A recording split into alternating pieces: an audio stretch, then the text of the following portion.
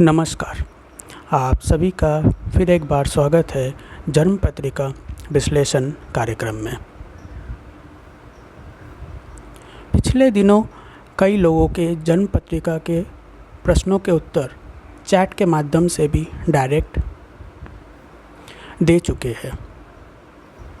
अब उन लोगों में से भी जिनके प्रश्नों के उत्तर देना बाकी रह गए थे, उनके उत्तर आज वीडियो के माध्यम से दे रहे हैं। दर्शकों में से भी अगर कोई अपने जन्म पत्रिका का विश्लेषण करवाना चाहते हैं तो निःशुल्क जन्म पत्रिका विश्लेषण कार्यक्रम का लाभ ले सकते हैं और अपने प्रश्न कमेंट में हमें लिखकर भेज सकते हैं।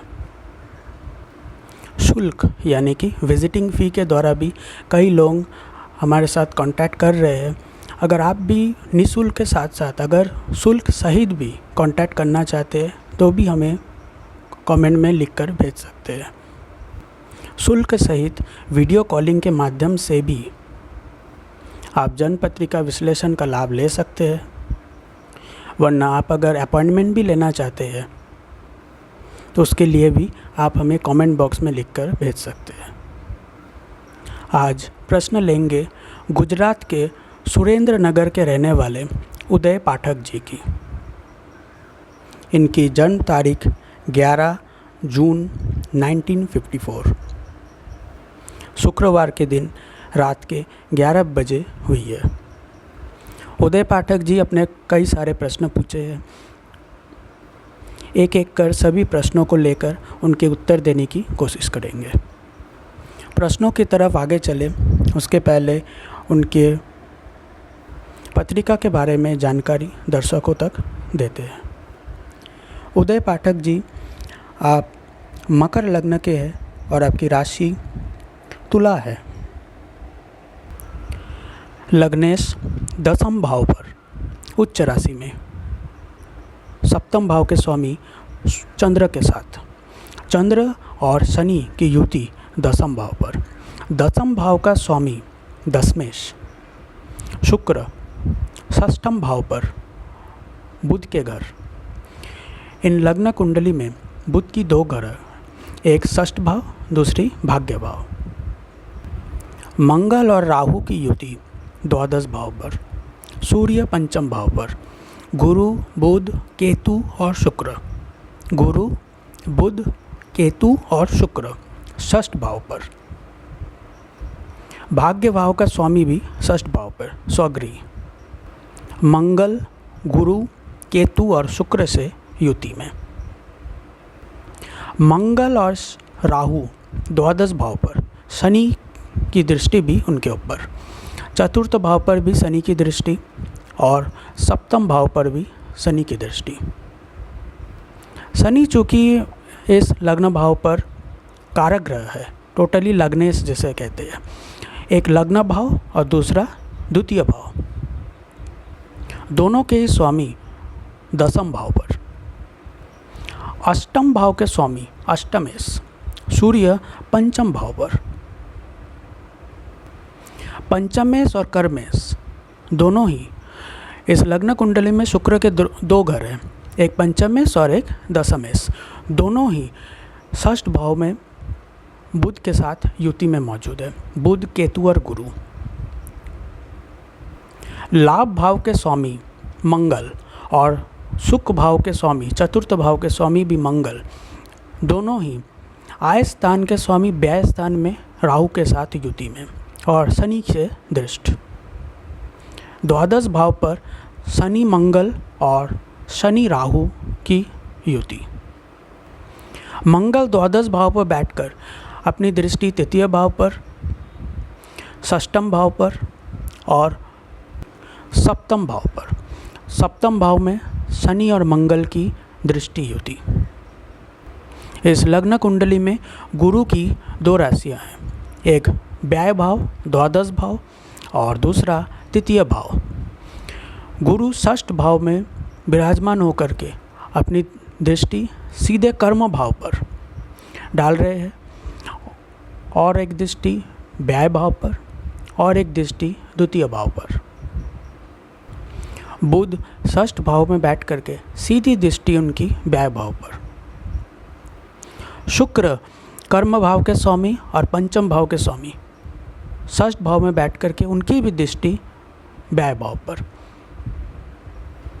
अब कई लोग प्रश्न पूछते हैं, इनके प्रश्नों पर आएंगे, इनके जन्म पत्रिका, इनके कुंडली के बारे में विश्लेषण, ग्रहों की स्थिति के बारे में तो आप लोगों को पहले ही दर्शकों को इन्फॉर्मेशन दे दिया है। अब एक प्रश्न जो काफ़ी समय से लोग पूछते हैं, चैट के माध्यम से भी काफ़ी लोग कई बार पूछे हैं, वहाँ तो डायरेक्ट चैट के माध्यम से आंसर दिए है, पर वीडियो में भी एक बार आंसर देना सही मालूम होता है कि लोग पूछते हैं लग्न कुंडली सबसे ज़्यादा इम्पोर्टेंट क्यों है। अब मेन आंसर देने से पहले एक और चीज़ जानने योग्य है कि लग्न क्या है। लग्न ही तो हम हैं, हम स्वयं हैं। लग्न कुंडली में जितने भी ग्रह हैं, जहीं कहीं भी उनकी दृष्टि पड़ रही है, जहीं कहीं भी युति है, जिसी तरह से भी वो बैठे हुए हैं, जहीं कहीं भी दृष्टि दे रहे हैं, जिस भाव के साथ युति कर रहे हैं, जिस ग्रह के साथ उनकी मेल हो रही है, इन सभी का प्रभाव कहीं ना कहीं हमारे ऊपर ही पड़ रही है। क्योंकि लग्न मतलब हम खुद ही है, स्वयं हम ही हैं।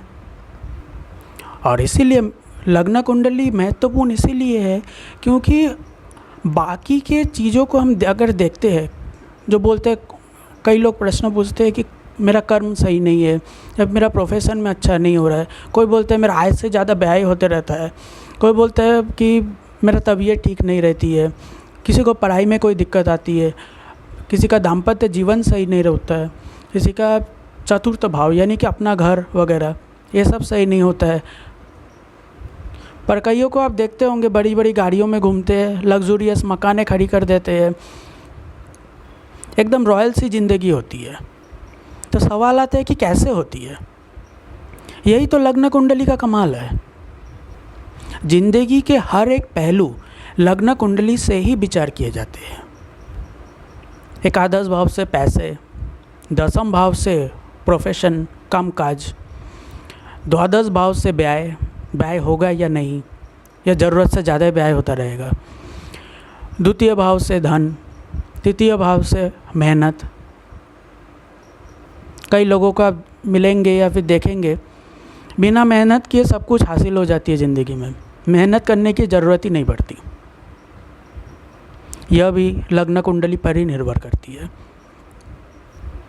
कई लोगों को आप सुनेंगे पढ़ाई में इतनी अच्छी है, बाकी स्टूडेंट उनके सामने कुछ भी नहीं है। टीचर पढ़ाते तो सभी को है, पर एक स्टूडेंट ऐसा होता है जिन्हें हर एक चीज़ टीचर के पढ़ाने से पहले ही मालूम हो जाती है। क्यों ऐसा होती है? यही लग्न कुंडली का कमाल है।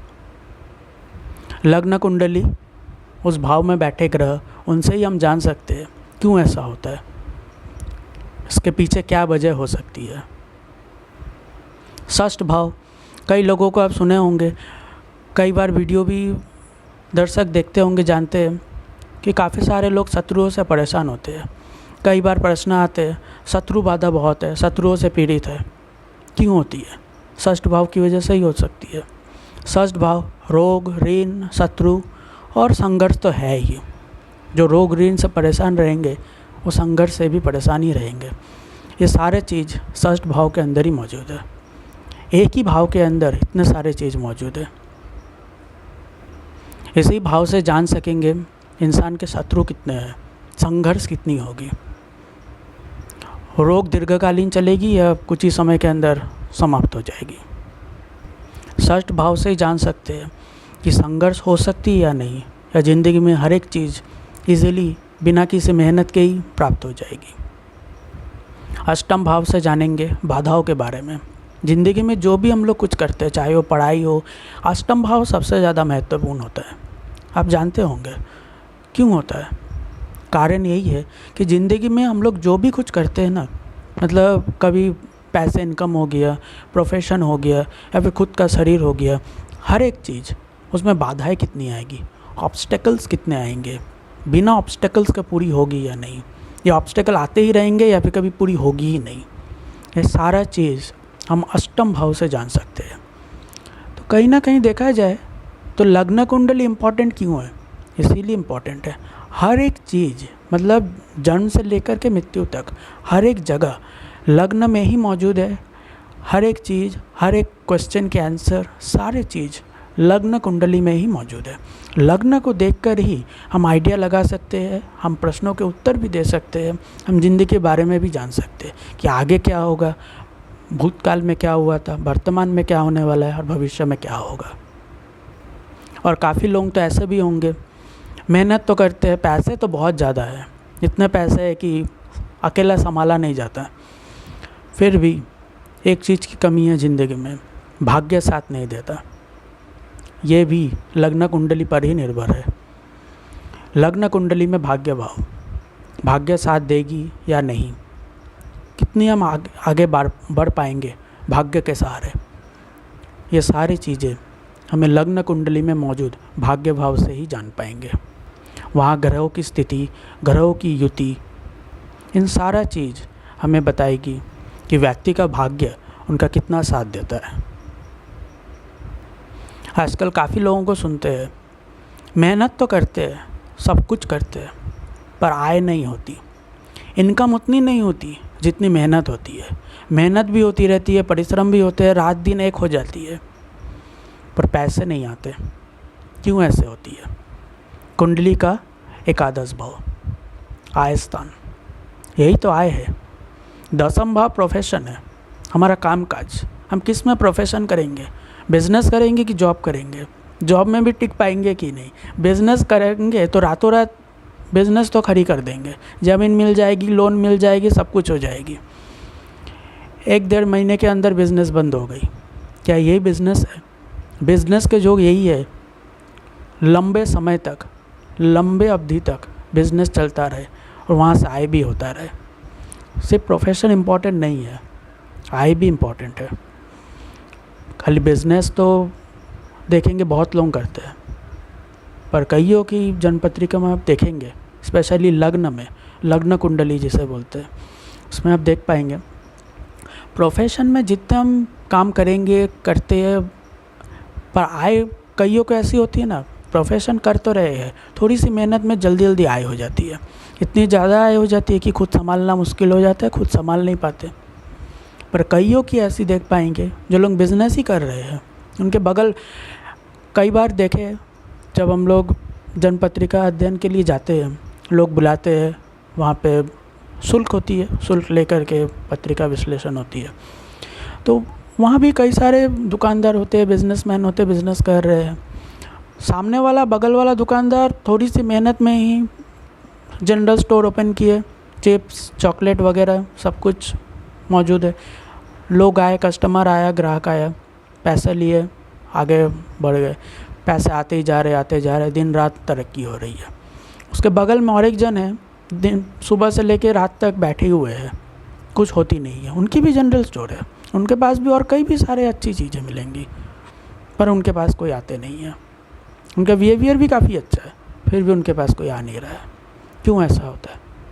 महादशा भी अच्छी चल रही है, कुंडली विश्लेषण के लिए देते हैं, महादशा भी अच्छी है, सब कुछ अच्छे है, प्रोफेशन का तो कहना ही किया बहुत अच्छी है, बिज़नेस के ही योग है, बिज़नेस ही करते रहना है, जॉब तो होगा ही नहीं, बिज़नेस कर रहे, सब कुछ करते हैं, फिर भी आय नहीं हो रही है। इसीलिए दसम भाव जितना इम्पोर्टेंट है, उससे कई ज़्यादा इम्पोर्टेंट है लाभ स्थान, आय भाव। पैसा आएंगे या नहीं, लग्न कुंडली में आय भाव से ही पता चलती है। आय भाव पर किस ग्रह की युति है, कौन से ग्रह वहाँ बैठे हुए, किस तरह के एक ग्रह के युति है, जैसे इंग्लिश में बोलते हैं ना, ग्रह के कॉम्बिनेशन, प्लानिटरी कॉम्बिनेशन, किस तरह के प्लानिटरी कॉम्बिनेशन है, किस तरह की ग्रह युति है, उस हिसाब से ही हम बता सकते हैं कि आय होगी या नहीं। बिज़नेस तो ओपन हो गई, जॉब भी कर ली है, सब कुछ हो गया, जॉब मिल भी गई, जॉब कर रहे हैं, बिज़नेस भी मिल गई, बिज़नेस भी कर रहे हैं, फिर भी आय होगी या नहीं, कितनी आय हो पाएगी, कम, ज़्यादा, मध्यम, सारा चीज़ कुंडली के आय भाव से ही हम जान सकते हैं। आओ आय भाव के बारे में तो आप सभी जान गए। अब परसों हम लोग जब जन्मपत्रिका विश्लेषण के लिए एक जगह गए, वहाँ तो शुल्क थी, शुल्क लेकर के लोग आए, पत्रिका विश्लेषण कर रहे थे, सुबह से रात हो गई काम करते। अब कई लोगों का वहाँ से प्रश्न आया, उन लोगों का तो प्रश्न उसी समय टाइम दे देते, सामने आती है प्रश्न विश्लेषण करते हैं, उसका समाधान भी बता देते हैं। वीडियो के माध्यम से तो हो नहीं पाती, वहाँ वीडियो बनाना, एक एक आदमी का वीडियो बना के वहाँ पे रेडी करना पॉसिबल नहीं हो पाती। जो लोग बचे रहते हैं, जो लोगों की हो नहीं पाती, चैट के माध्यम से लेते हैं, वो लोगों के ही वीडियो दर्शकों तक पहुँचाते हैं। अब वहाँ भी कई लोगों के देखे हैं कि आय से ज़्यादा व्यय होती है। ये क्वेश्चन वहाँ कॉमन रहती है कि मेरा आय से ज़्यादा व्यय होते रहता है। आय अगर 500 रुपया का आय होती है तो 2000 की व्यय हो जाती है। ध्यान से सुनिए इस बात को। 500 की आय होती है, आय कितनी है 500 रुपया, और व्यय कितनी है 2000 रुपया। दोनों में डिफरेंस देखिए, आय 500, व्यय 2000। आप सोचने पर मजबूर होंगे क्यों ऐसा होता है। आय जितनी नहीं होती, व्यय उससे ज़्यादा होती है। कारण है कुंडली का व्यय भाव।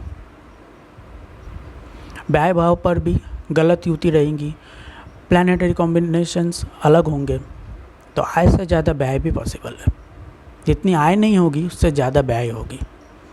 और काफ़ी लोगों को वहाँ भी सुनते हैं कि व्यय तो होती नहीं है पर आय होती है। मतलब धन जो संचय होती है ना, वो रहती रहती, क्योंकि उनकी परिस्थिति ऐसी है कि व्यय करने वाला कोई है ही नहीं उनके पास।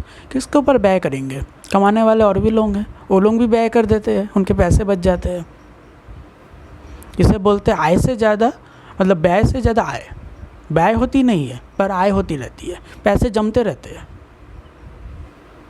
ये सारी चीज़ें जो एक दूसरे से मिली हुई है, आय व्यय, व्यय आय, फिर आय के साथ प्रोफेशन, प्रोफेशन के साथ लग्न, लग्न के साथ षष्टम, षष्टम के साथ अष्टम, अष्टम के साथ पंचम, भाग्य भाव के साथ लग्न, लग्न के साथ द्वितीय, सारे चीज़ें लग्न में ही मौजूद है और वहीं से ही देखा जाता है।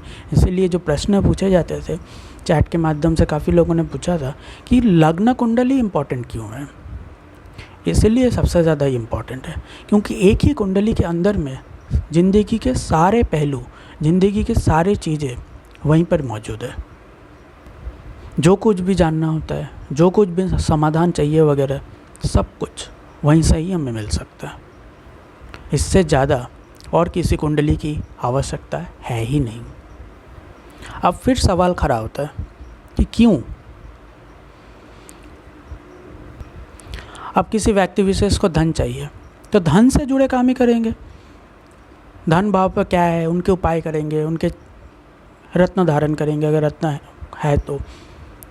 फिर भी क्यों प्रॉब्लम होती है। सपोज़ करिए उदय पाठक जी की एग्जांपल लेते हैं। उनके प्रश्न तो लेंगे ही। उदय पाठक जी काफ़ी समय से वेट कर रहे होंगे, वीडियो देख रहे हैं, सोच रहे क्या क्या प्रश्न पूछ रहे हैं, कहाँ से क्या प्रश्न आ गया है। पर एक इम्पॉर्टेंट प्रश्न है, बताना बहुत ज़्यादा इम्पॉर्टेंट है। क्षमा करेंगे, समय बहुत आगे निकल रहा है, फिर भी थोड़ी समय उसके बाद आपके प्रश्नों को लेंगे और उनके उत्तर देंगे। बात करते हैं कि धन भाव में अगर किसी को धन चाहिए तो धन से जुड़े देखेंगे, धन के रत्न पहनेंगे या फिर कुछ उपाय करेंगे, ऐसा भी करते हैं धन से चाहिए होगा तो। अब मेन बात है उदय पाठक जी की पत्रिका को लेते हैं एक एग्जाम्पल के हिसाब से। जैसे आय भाव पर सूर्य की दृष्टि है तो सूर्य अच्छा ग्रह है, सभी जानते हैं। ज्योतिष में सभी जानते हैं सूर्य क्या है, आत्मा है, पॉजिटिव ग्रह है, सकारात्मक ग्रह है, सबसे ज़्यादा अच्छी ग्रह है। तो उनका रत्न पहना देंगे, रत्न पहन लीजिए, काम हो जाएगा। तो एकादश भाव के स्वामी कौन है, मंगल है, चलिए मंगल का भी एक रत्न पहन लीजिए, वो भी काम हो जाएगा। सूर्य मंगल पहन लीजिए, दोनों सकारात्मक ग्रह है, रातों रात आप राजा बन जाएंगे, रातों रात आप धनी बन जाएंगे, आपके पास पैसे ही पैसे होंगे, पैसों के ऊपर आप सोएंगे। क्या ऐसा होगा? यही तो सवाल है। पत्रिका देखने के बाद भी, लग्न पत्रिका देखे उसके बाद भी एकादश भाव को देखेंगे, पैसे चाहिए, हाँ ठीक है, ये सब रत्न पहन लीजिए, ये उपाय कर लीजिए, रातों रात अमीर बन जाएंगे, पैसों के ढेर पर सोएंगे। ऐसा तो होगा नहीं, क्योंकि कई लोगों को देखे हैं पत्रिका विश्लेषण के लिए आते हैं, शुल्क के साथ जो पत्रिका विश्लेषण होती है वहाँ पर आते हैं। उन लोग बोलते भी हैं कि ऐसे ऐसे जेमस्टोन पहने हुए हैं, ग्रह रत्न पहने हुए हैं जो कि आय भाव से जुड़े हैं। जैसे उदय पाठक जी की पत्रिका लेंगे और एग्जाम्पल उदाहरण के हिसाब से, सूर्य एकादश भाव को देख रहे हैं तो सूर्य का रत्न माणिक्य पहन लेंगे, मंगल का रत्न मूंगा पहन लेंगे तो हो जाएगी कम। जबकि जो सच में पहनेंगे ना, उन्हें पता चलेगा ये फायदे की जगह उल्टा नुकसान में उन्हें डालेंगे, पैसे आने की जगह उल्टा और ज़्यादा बर्बाद हो जाएंगे। कारण है इसके पीछे का। अब बोलेंगे क्यों, क्या कारण है? सूर्य तो एकादश भाव को देख रहे हैं तो आय देंगे ऑलरेडी, मंगल एकादश भाव के स्वामी हैं तो पैसे ही देंगे, तो क्या गड़बड़ है इसमें, क्यों ऐसा होगा, बोल सकते हैं। अब इसका उत्तर यह है कि कुंडली में कारक और मारक बोल के भी एक शब्द आता है, जानते होंगे आप लोग। कारक ग्रह, मारक ग्रह। कारक ग्रह क्या करेंगे, आपके हित में काम करेंगे, और मारक ग्रह क्या करेंगे, आपके विपरीत काम करेंगे। अगर उदय पाठक जी की पत्रिका को लेंगे उदाहरण के हिसाब से, तो सूर्य उनकी कुंडली में अति मारक है। अब बोलेंगे क्यों? क्योंकि यह पत्रिका उनकी लग्न ही शनि की है, मकर लग्न, तुला राशि। तो मकर लग्न की कुंडली में सूर्य अति मारक ग्रह है, अष्टम भाव के स्वामी है, लाभ स्थान को देख रहे हैं पंचम भाव में बैठकर। अगर सूर्य के रत्न माणिक्य पहनते हैं तो कहीं ना कहीं मारक है, आपके हित में होने की जगह विपरीत काम देगी। विपरीत यानी विपरीत क्या होगा, क्या शरीर को ही ख़त्म कर देंगे? ऐसा नहीं है। पैसे आने की जगह और पैसा और ज़्यादा निकलते रहेंगे, इतना निकलते रहेंगे कुछ ही महीने के अंदर सब कुछ खाली हो जाएगा। सब कुछ खाली का यानी क्या पूरी संपत्ति बिक जाएगी? ऐसी नहीं है। जितने भी पैसे संचित थे, अभी जितने भी पैसे इतने दिन आए हुए थे आपके पास मौजूद है, सारे पैसे साफ हो जाएंगे। कारण है कि ये मारक है।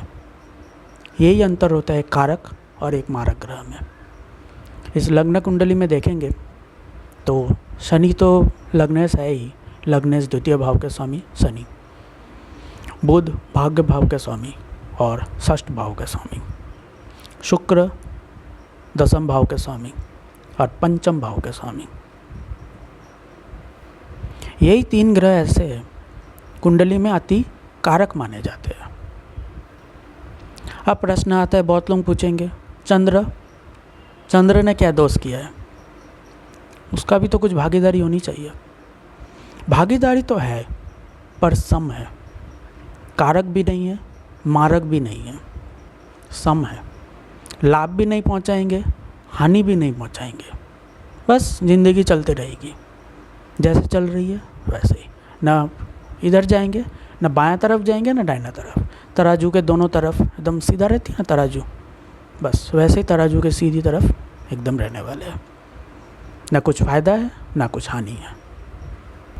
आशा करते हैं प्रश्नों के उत्तर मिल गए होंगे। चैट के माध्यम से पूछे थे कि लग्न कुंडली क्यों महत्वपूर्ण है, इसीलिए महत्वपूर्ण है। अब ज़्यादा विलंब ना करते हुए आगे सुरेंद्र नगर गुजरात के रहने वाले उदय पाठक जी की जन्म पत्रिका पर वापस लौटते हैं, उनके प्रश्न लेते हैं और उत्तर देने की प्रयास करते हैं। उदय पाठक जी प्रश्न पूछते हैं, पैसे इतने ज़्यादा व्यय क्यों होते हैं? बहुत दिनों से ही पैसे व्यय हो रहे हैं। उदय पाठक जी, आपकी महादशा बुध की चल रही है।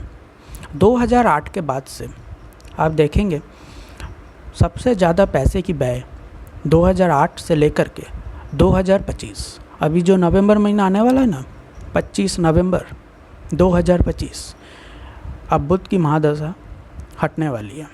बुध के बाद अब केतु की महादशा आएंगी।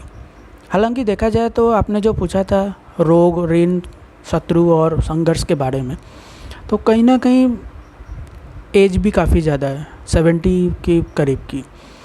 कहीं ना कहीं देखेंगे तो अभी जितनी आपकी स्ट्रेंथ है, मतलब शारीरिक शक्ति जितनी है आपकी बुध की महादशा में जितनी थी, क्योंकि बुध के पहले महादशा थी शनि की, उसके बाद बुध की महादशा आई।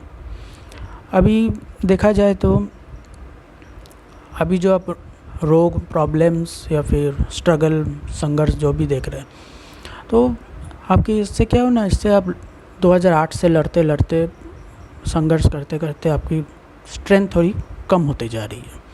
अब जब केतु की महादशा आएंगी 25 के बाद, मतलब 25 नवंबर 2025, तो 2026 एस्टिमेट, तो एस्टिमेट 2026 के बाद से जब आपकी केतु की महादशा आएंगी, तो केतु की महादशा में आप एक चीज़ गौर करेंगे कि आपकी जो शारीरिक शक्तियाँ हैं वो काफ़ी ज़्यादा कम हो गई। धीरे धीरे कम नहीं हुई, काफ़ी ज़्यादा कम हो गई। अब बोलेंगे क्यों, अचानक से कैसे डाउन हो गई? अचानक से डाउन नहीं हुई, ये पहले से चल रही है। 2008 से लेकर के 17 साल बुध की महादशा अब 25 में कंप्लीट होने वाली है। उसके बाद केतु की महादशा आने वाली है। तो केतु की महादशा जब आएंगी, आपने जो इतना सालों तक 17 साल तक मेहनत किया, संघर्ष किया, रोग शत्रु ये सब के पीछे मेहनत भी काफ़ी थी आपकी, तो ये सब करते करते कहीं ना कहीं आपकी शारीरिक शक्तियाँ घटने लगेगी केतु की महादशा में। उसके बाद केतु के बाद आप जब शुक्र की महादशा में आएंगे, तब देखेंगे और ज़्यादा शारीरिक शक्ति घट रही है। और ये मैं आपको डरा नहीं रहा हूँ, क्योंकि कईयों को मैंने देखा है कि जितना एज बढ़ती है, बुढ़ापा आती है या फिर जितने उम्र बढ़ती है उनकी, तब उनकी जो शारीरिक शक्ति है ना धीरे धीरे बढ़ने लगती है। सुन के ताज्जुब होता होगा कि ऐसा कैसे होती है, पर ऐसा ही है। जब हम लोग फ़ी लेकर के विजिटिंग फ़ी लेते हैं ना, शुल्क सहित जन्म पत्रिका विश्लेषण के लिए जाते हैं, तो वहाँ पे ऐसे कई लोगों से मिलते हैं जो लोगों की शारीरिक शक्तियाँ जवानी के अनुरूप अगर कंपैरिजन करें, जैसे बोलते हैं ना इंग्लिश में कंपैरिजन करेंगे, जवानी के हिसाब से बुढ़ापा में ज़्यादा शक्ति और जोश मौजूद है। ऐसे भी लोग आपको मिलेंगे।